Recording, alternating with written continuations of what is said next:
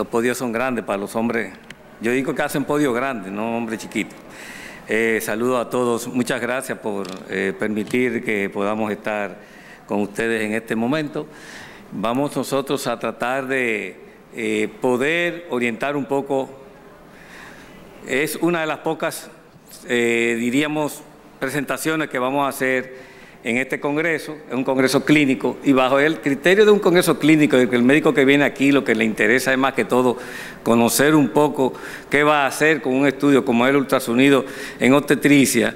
Quisimos hacer un poco de una mezcla de algo que nos sirva al clínico. No es algo de la observación, no es una conferencia para que realmente aprendamos mucho de lo que se va a hacer con una ecografía, sino porque el mensaje sea que aprendamos mucho del valor que tiene cuando nos dan un reporte de ecografía para nosotros. Entonces, el estudio de ultrasonido en obstetricia tiene muchas indicaciones. Lo primero es qué queremos. De lo que queremos están una serie de preguntas y una serie de cuestionamientos que se hace el médico clínico en el momento cuando va a indicar una prueba. Y a la vez, entonces, se pregunta que si es seguro, que si puede identificar anomalías, que si puede realmente identificar algunos síndromes, que se lo puede utilizar para un tamizaje, para saber si el bebé... O sea, el médico se hace el cuestionamiento y digo, bueno, puedo apelar entonces a un estudio de ultrasonido en obstetricia y tendríamos algunas cosas a conocer dentro de eso por la indicación que el médico o la preocupación que tiene. Si es seguro, pues indudablemente que... la ecografía tiene sus limitaciones en el sentido de que cuando es una paciente obesa, cuando hay unas cirugías previas abdominales, la evaluación obstétrica es muy difícil. Es difícil. Entonces a veces el reporte también es difícil y el clínico a veces está esperando un reporte con todos los detalles, con todo. Entonces cuando ustedes reciben algo que en el reporte dice que la evaluación ha sido dificultosa por la condición clínica del paciente, lo que está tratando de decir el que hace el estudio es que realmente tal vez por el gran tejido adiposo, por las cicatrizaciones previas de cirugías importantes que se haya hecho esa mujer previo al embarazo, el ultrasonido pues pierde su eficacia en cuanto a su valor diagnóstico. ¿Qué queremos decir con esto? La onda de ultrasonido tiene una velocidad clásica de 1540 metros por segundo. Entonces, esa velocidad, a la medida que va encontrando obstáculos, se estructura más sólida porque se transmite mejor en estructuras líquidas, como es el sentido. Al encontrar estructuras más sólidas va perdiendo mucho la efectividad de observación de imagen. Entonces, este tipo de pacientes, cuando ustedes tienen esta paciente suya, que ven la característica que es, ya ustedes saben que la limitación a veces está dada para el estudio. Y también, dentro de las limitaciones, en los tejidos óseos, los riesgos. Hay los riesgos algunos que no es radiación ionizante. El único riesgo hasta ahora que más se establece de seguridad es la emisión de calor que pueda tener el ultrasonido y por tanto esta emisión de calor puede ser relativa porque ya equipos modernos ahora cada vez emiten menos calor cuando se usan el Doppler o cuando se usa para identificar la frecuencia cardíaca fetal cuando los bebés están al principio para buscar vitalidad. Por lo tanto, la FDA, ante este criterio, que usted no está, el clínico, el sonografista no está mirando si realmente está emitiendo calor o no por las diferentes calidades de los equipos, lo ideal es que utilice el modo M o que utilice una grabación para fines de poder identificar y plasmar de que ahí hay una vitalidad. Claro. A ninguno de los que estamos aquí, que hacemos a veces clínica, nos place que nos manden a decir, sí, tiene latido, pero tú quieres ver que realmente el paciente, la mujer de por sí, le satisface querer oír ese sonido. Pero indudablemente el mensaje que queremos decir es que no estamos exentos de que eso todavía no ha sido determinado como seguro. Entonces, como es seguro, no se puede juzgar al que hace un estudio de este tipo que no necesariamente tenga que utilizar el sonido ante la paciente. Es una dualidad, pero es importante que el clínico tenga esa observación. Y sobre todo que la FDA también dice y ha recomendado que por qué realmente el ultrasonido no está creado para crear videos, imágenes de fotos de belleza. Verdaderamente por la institución en Estados Unidos no lo regula porque consideran que no es, por lo cual fue creado la indicación en obstetricia y entonces es una observación que ya es algo que aunque es para ellos, para nosotros viene siendo otra realidad. Entonces, los exámenes pueden ser de 3 tipos básicos, y ahí sí ayudamos al que va a hacer el estudio, el clínico. ¿Qué tipo de examen yo quiero? ¿Un examen estándar, un examen limitado o un examen especializado? Entonces, dependiendo de que realmente la característica del paciente que usted tenga en su mano, usted tiene que orientar al médico en ese sentido. Entonces, tiene que saber que el estándar tiene sus características y que son estudios que ayudan a usted a tomar decisiones por el aporte de los datos que le pueda dar el que está haciendo el estudio. Y el que va a hacer el estudio valora si es por vía vaginal, por vía abdominal o por vía transperineal. Y en el primer concepto, que es el estándar, pues tenemos verdaderamente que vamos a buscar en un estándar. Y eso viene a la recomendación del clínico. La presentación, biometría, todo lo que podíamos tener aquí, presentación, biometría, estructuras anatómicas, placenta, todo esto podría ser interesante poder buscarlo en un examen estándar, pero eso lo va a determinar el que hace la indicación. En el segundo criterio de examen es el limitado. ¿Cuál es el examen limitado para el que hace el estudio? El que está limitado es aquel en identificar básicamente estructuras en situaciones clínicas muy específicas. Si usted está preocupado porque el bebé, por ejemplo, no tiene vitalidad, bueno, usted puede indicar, porque está limitado a que realmente queremos saber el sitio de implantación, si está dentro de útero, si no es un embarazo ectópico, si tiene vida, si tiene todos sus componentes en el sentido de la presentación. El cervix se podría valorar porque el estudio limitado no está limitado a un primer trimestre, a un segundo, está limitado en todo el embarazo. Entonces, a lo que ustedes quieren buscar y a lo que ustedes necesitan. El cordón donde está, si está en el cuello, si puede ser una situación de riesgo o no que ustedes consideren ante el bebé. Entonces, el estudio limitado tiene su valor. Y el estudio especializado, ya ahí sí necesitaríamos pues que verdaderamente bajo ese estudio que se identificó cuál es el problema que podría existir, entonces usted recurriría a un especialista en el área materno-fetal que tiene otro entrenamiento en algunas áreas. Por ejemplo, yo siempre he dicho que si usted se hace un examen y usted observa que haciendo una evaluación ecográfica en el corazón, en el corte tradicional de tamizaje cardíaco, como lo vimos ahí, que lleva a esto, estómago, corazón, las 4 cámaras, salida de los tractos de salida, los 3 vasos tráquea. Entonces, si usted haciendo ese examen ve que realmente algo no lo identifica como que es normal, no le exijan a ese médico sonografista que usted le mandó el estudio que quiera hacerle un eco a la paciente, porque no es el estudio que realmente en ese momento podría ese que está haciendo el estudio, que está limitado a esto, a mandarlo entonces a un estudio especializado. Entonces, el especializado sí puede hacer un estudio de eco, que el otro duró 15, 20, un estudio de 30 minutos, el que va a hacer el estudio de eco pues te va a durar 40 y hasta 1 hora posible para fines de hacer ese estudio especializado que usted está requiriendo. Igualmente, por ejemplo, en el famoso pues, parto prematuro, en la medida de la histerorrafia, creo que es importante. Hay muchos estudios, nuestros amigos de Santiago creo que son los que más tienen y han ahondado mucho en esto, en medir el grosor del segmento inferior, y es un valor importante. Pues ese es un estudio que, aunque podría ser en un momento determinado especial, limitado, también podría ser un estudio especializado porque la persona vaya a buscar esto, porque va a necesitar que la paciente tenga un poco más de vejiga, ver bien si se ve el segmento, abordarlo si es necesario por vía transvaginal y poder medir ese grosor, que son las pacientes que ahora se utilizan para calificarla si pueden o no mañana, al final del embarazo, tener su parto o no. Es una de las consideraciones que se toman en cuenta para usted saber si podemos contribuir a reducir ese número de cesáreas después de una primera cesárea.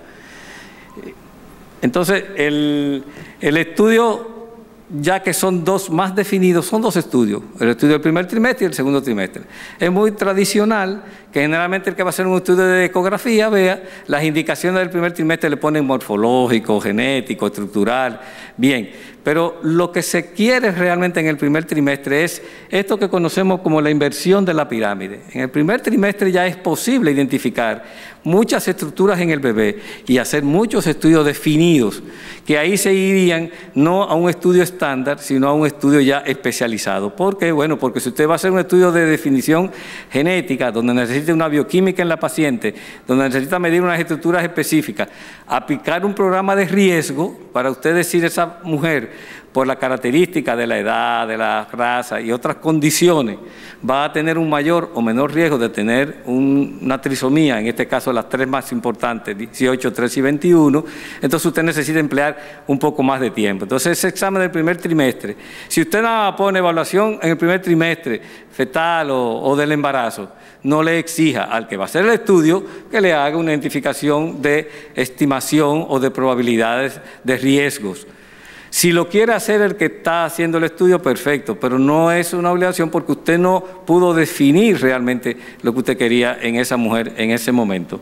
Entonces, en ese mismo sentido, pues también se puede, que es el estudio de riesgo tamizaje, donde se utilizan estructuras como la translucencia de la nuca, podemos medir el bebé y certificar edad gestacional en ese momento, y algo que sí puede formar parte del primer examen, puede ser el estándar o puede ser que realmente limitado, y yo lo incito a que verdaderamente lo que hacen estudios en este sentido lo acostumbren a hacer, y es esto que puse acá.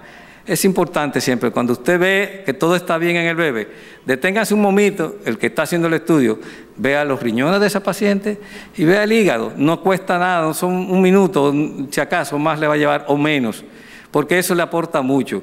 Hemos visto que hemos encontrado muchas patologías renales, hasta vesículas con litiasis, o sea, con piedras en las vesículas, riñones con dilataciones importantes, que ese paciente que aunque está sintomático y llegó a donde usted en ese momento a hacer la evaluación, el que está haciendo el estudio, puede aportar un dato clínico al paciente en ese momento. Y eso no es un estudio especializado, porque el médico no le va a mandar a usted a decir, hágase una sonografía para que le vean hígado, riñón, no. Sino debe ser una parte ya de rutina o de costumbre del que hace los estudios en este momento. Entonces, esto que quiero poner con esta presentación de que ya el primer trimestre en esa inversión de pirámide no solamente es hacer lo que le planteamos. Hay tamizaje de hipertensión, hay tamizaje de parto prematuro y hay tamizaje, pues, como dijimos, de alteraciones estructurales. Entonces, ahora mismo se ha considerado en esa inversión de la pirámide que en el primer trimestre podemos investigar muchos detalles anatómicos en el bebé que se van a asociar con posibles patologías en el futuro que podamos ser identificadas. Entonces, eso ayuda al clínico. Entonces, tienen que valorar en el momento que tienen un estudio si verdaderamente alguna de estas cosas se tomaron en consideración. En el segundo trimestre tenemos el criterio de que se puede valorar evaluaciones de cribado de nuevo genético, evaluaciones de preeclampsia, de premadurez, la prueba de tamizaje. Si una mujer no se va a hacer ninguna sonografía y nada más tiene la oportunidad de hacerse una sonografía en el embarazo, este es el momento. ¿Por qué? Porque en una sonografía hecha entre las 18 o 22 semanas ya hay estructuras que están presentes. Usted, si hace una sonografía a las 12 o 13, va a tener datos, pero por ejemplo hay estructuras que no están presentes. Difícilmente a veces veamos los riñones, difícilmente o no está el cuerpo calloso y otras estructuras que se ven o dilataciones muy importantes o hasta el mismo cerebelo. Entonces, usted puede en el segundo trimestre identificar todas esas estructuras que realmente estamos viendo acá, que pueden ser de placenta, el hueso nasal, el cerebelo, que se utiliza mucho para uno datar edad gestacional a veces cuando tiene muchas dudas, porque es uno de los órganos que crece bastante a la par con la edad gestacional. Entonces, indudablemente que si tuviera que hacer una sonografía, ustedes además pueden hacerla por situaciones de la paciente, traten de hacerla en esto. ¿Qué quiero yo plantear en esto? Muy bonito todo, pero vamos a ir a un poco a analizar brevemente si todo es muy bonito. El ultrasonido, en este estudio que queremos ver, con una tasa de falso positivo del 5%, indicado en el cribado del primer trimestre, indudablemente que tenemos una posibilidad de identificación de certeza de un 84%. Entonces estamos de 10 pacientes posiblemente llegando a un 84%, evaluar en un tamizaje combinado. Es bueno. Entonces sirve en ese momento. En el mismo criterio del primer trimestre, en los factores que afectan al screening, está el ultrasonido para anomalías fetales. Es un estudio interesante que se hizo para identificar si la ecografía servía cuando existían en un paciente de bajo riesgo o un paciente de alto riesgo.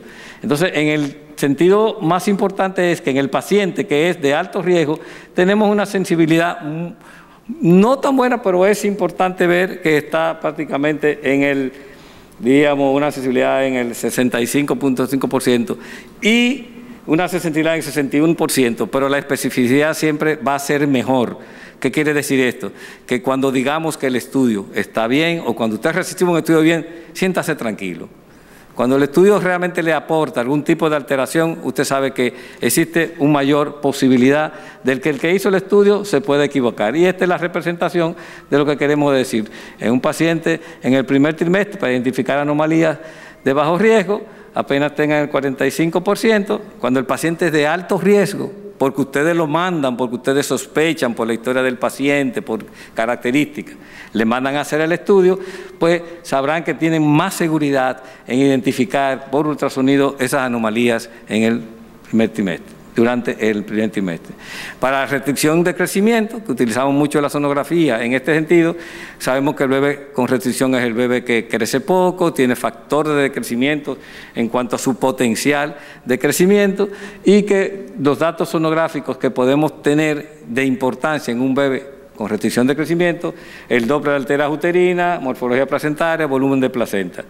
Los valores predictivos de esto no son tan buenos a veces cuando queremos, como vemos el ejemplo, si utilizamos el Doppler para predecir en el estudio de Utopía, que es un estudio interesante, para predecir en bebés con pequeño paladar gestacional y con restricciones de crecimiento, predecir preeclampsia, por el uso del Doppler de la arteria uterina, evaluando un valor de 1.4, pues indudablemente en el grado de sensibilidad no nos proponemos conseguir un gran efecto más que llegar a un 59% para la restricción de crecimiento, pero sí observamos acá la especificidad, seguimos con el mismo mensaje que le quiero decir.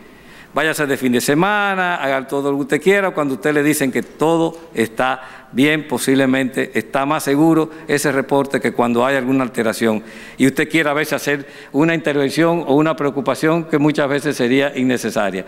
Otro ejemplo sería en la inserción anormal o diríamos la inserción de placenta previa o placenta creta. Hay varios signos para identificar esto por ecografía.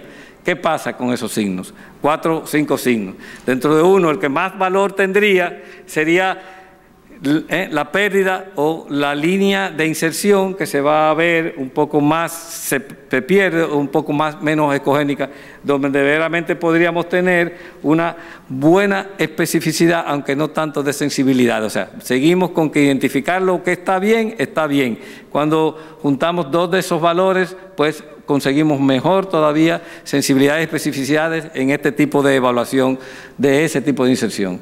Sobre el cuello y el parto prematuro, hay otra conferencia posterior que se podrán ustedes recibir, pero quería solamente decir que la identificación de cómo medir un cuello, ya sea por vía abdominal o por vía vaginal, siendo siempre selectiva la vía vaginal para predicción del parto prematuro, una indicación que debe de estar acompañada siempre en sus pacientes embarazadas, en ese. Si no lo pueden hacer en el primero, por lo menos en el segundo trimestre, en el examen del segundo trimestre. Les recomiendo, siempre pidan que se le evalúe la condición del cuello, porque indudablemente que así como hablamos muchos hoy de vacuna y de que se vacune, mascarilla, como decía un médico por ahí, realmente también creo que mi mensaje es siempre solicítenlo, porque no lo van a esperar muchas veces de manera voluntaria.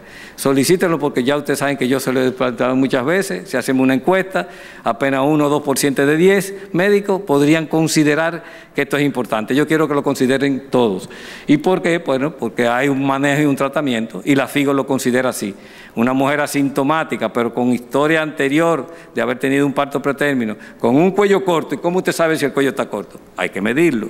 Con un cuello corto, es una mujer que utilizando un medicamento que todos conocemos como la progesterona, vamos a reducir la probabilidad de que se produzca ese parto pretérmino. Y igualmente, ahí con el cerco corto y la predicción, lo que le estábamos explicando un momento. Esto no es de obstetricia, pero nada más son 30 segundos para explicar eso que me llama y me gusta mucho llamar la atención. Generalmente conocemos los DIU y vamos a poner un DIU. La forma convencional es a ciegas, ¿no? Ponemos el dispositivo, quedó bien, la paciente se va y usted cree que el dispositivo quedó perfectamente bien. Ojalá tengan la oportunidad de que cuando pongan un dispositivo, que el paciente se haga una ecografía en los días siguientes, porque a la verdad que hemos visto dispositivos a la derecha, a la izquierda, debajo. En estos días recientes vimos uno en el cuello, que es un Mirena. La paciente tiene ya casi, diría, como 6 o 8 meses con su Mirena en el cuello. Lo único que yo le dije, bueno, está en el cuello, pero tiene una ventaja. Es un método hormonal, mientras tanto. ¿Por qué me di cuenta que era un método hormonal y tiene una ventaja? Porque el endometrio, a pesar de ya tener sangrados intermenstruales irregulares, no tiene un desarrollo glandular. Y si usted ve que aunque el dispositivo está en el cuello y tiene 8 o 10 meses con él ahí, pero no tiene un endometrio ni siquiera estimulado, pues indudablemente está haciendo su trabajo, que ese es el trabajo perdonen el nombre comercial, del dispositivo hormonal, si quieren conocerlo así. Entonces, ¿nosotros qué hacemos? A mí me parece interesante que ustedes pueden utilizar ese recurso. Hay que usar las nuevas tecnologías. Que se pueda ver el cuello, la cavidad uterina, que puedan medir el fondo de esa cavidad uterina utilizando un recurso como es la tecnología volumétrica o tridimensional, y usted podrá tener posteriormente esto. Si verdaderamente el dispositivo pudo haber estado mayor por la medida que ustedes vieron que le puse al principio, pudo haber un Mirena quedado perfectamente donde usted siente que lo puede encontrar, o porque realmente queda ocupando poco de la cavidad, y usted tendrá ya establecido cuál sería el seguimiento que usted va a tener en esa paciente. Entonces, en conclusión, lo que quiero es reconocer en ustedes es que conozcan las limitaciones del ultrasonido y que bajo esas limitaciones sepan lo que van a pedir y que orienten al que va a hacer el estudio, porque es una herramienta útil en el complemento de ustedes, pero hay que ayudar y complementarla con las indicaciones de ustedes. No quiero dejarme de ir porque aquí no se permiten, pero tengo que decir de esto que para nosotros es importante. En el año que viene tenemos y hemos conseguido, como Sociedad de Medicina Perinatal, la realización del 10º Congreso Mundial de Medicina Perinatal, donde tiene una asistencia en promedio en los otros países que se ha hecho entre 1.500 y 2.000 y hasta un poco más de médicos extranjeros. Para nosotros, que ya hemos dado a conocer esto fuera de aquí, la respuesta ha sido muy positiva, hay mucho empeño. Ustedes podrán tener en contacto con los grandes investigadores en el área de la medicina perinatal, tanto obstetra como pediatra. Pero algo más importante, y es a lo que yo estimulo a los jóvenes que están aquí, donde hay todo un panel de presentaciones, de trabajos, de investigaciones. Estimúlense. Tienen para poder representar ante otras personas que nos visitan que aquí se hace investigación, que aquí se estudia y que sabemos tanto igual que tal vez que en otros países. Entonces, le estimulamos que realmente puedan ir haciendo ahí una oferta de inscripción limitada hasta el mes de diciembre, donde los costos son bastante bajos. De diciembre, a la medida que se va acercando, serían otros costos diferentes. Así que le estimulamos que, si se sienten interesados, aquí le esperaríamos en el junio del año que viene. Entonces, cuidémonos todos. Ese no mata, como dicen, y la vacuna no mata, pero ese sí no mata, no importa raza, ni edad, ni tamaño. Así que con esto podemos implementar indudablemente que un cuidado mejor. Muchas gracias.